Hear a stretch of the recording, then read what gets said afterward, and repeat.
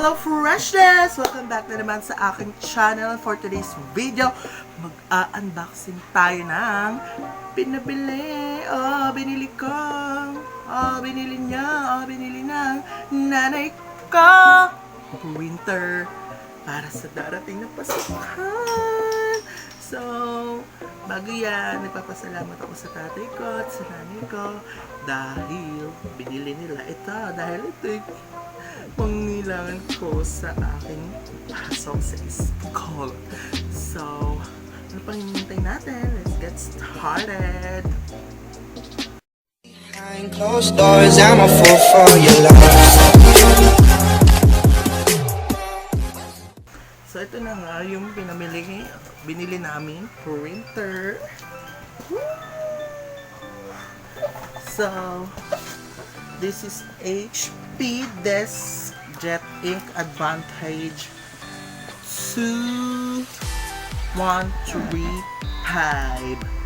So, ito ay lang ko lang atang 4K. So, hindi muna kami kakain ng isang buwan kasi yung budget namin din na nagpunta. So, bubuksan na natin.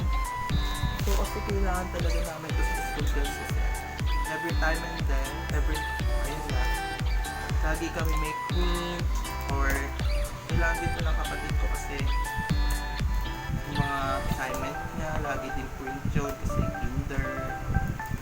Feel ko araw-araw yun. Hindi natin kailangan print yun. Ito siya. Papel lang muna natin siya. Ayan.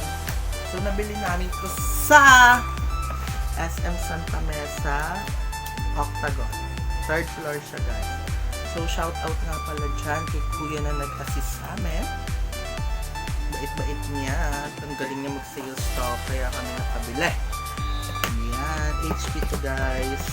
And Advantage 2135. So, buksan na natin. So, syempre, ayan, pagbukas mo, ito yung cards. Ito yung for sa mismong printer, pasaksak sa iyong laptop or desktop. Andito naman yung sa printer to outlet para mabukas yung iyong printer. So, ayan, karton. Meron tayong karton dito, guys. Meron din tayong mga dito, mga flyers. Yan. Gusto nyo pa, marami po pong pagpipili yung mga printer. Yan. Ito pala ay 3,999 at sinil nila ito ng 300 pesos. So yung 300 pesos na yun, bilhin namin ng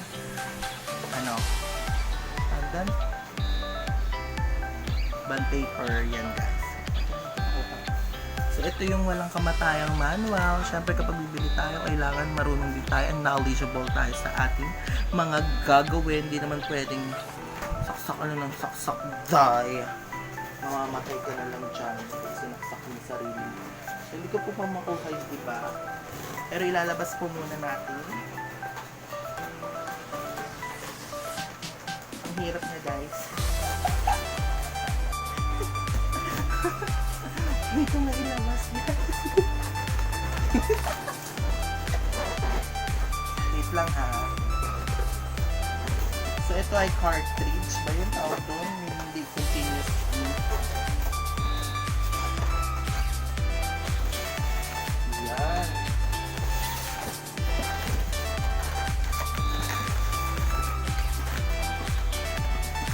Hirap.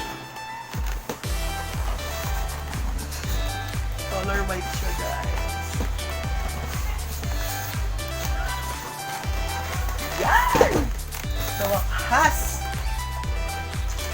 Ano mo to? Sayisin lang natin. Yan! Ito siya, guys! Yan! So, meron pa dito ulit mga MM flyers. Yan. So, ito naman, mga steps uli. Ano po meron pa ito eh? So ito guys, ang maganda dito, may libre silang bag pag bumili ka ng printer worth 2,300. So syempre, maglalagin ka muna ng resibo mo, tapos yung mga ID mo, and then yung mismo HP magdi-deliver sa bahay mo. So ito pala yung installer or drive para ma-install mo yung printer sa laptop mo or sa desktop mo. Ito siya. So yan. So sinaan muna natin ito itago para maka-install tayo. So ito siya guys. Yan, tama. Tanggalin muna natin siya. Ingat-ingatan natin siya. Bibiro ko tayo kasi wala na ito. Pag nasira ito, wala na. Hindi na tayo bilhan. So ito ay 3-in-1 kung tawagin nila kasi ito ay may print, scan, and copy. Scan kung gusto mo pa-scan yung ID mo, kung ano yung mga documents, yung photocopy, di ba? Siyempre, Xerox, photocopy, mga documents mo rin, kung ano, IDs. So ito siya, siyempre kung may scan, kailangan mo ganito. Ang tawag dito, basta may ito yung nagkakopy para makopya yung documents mo or yung mga kung anong i-scan mo or yung photocopy mo. Siyempre dito lalabas yung mga print mo sa ilalim. Dito sa ilalim. Ayan, ito siya. So dito naman yung lagayan ng ink. Dito, tinuro na rin sa akin kung paano maglagay ng ink eh. Ayan, tataas mo lang yun dyan. Tapos ito, sa sahod para di mahulog yung mga bond papers. Ito, dito may ilalagay yung bond paper mo, syempre.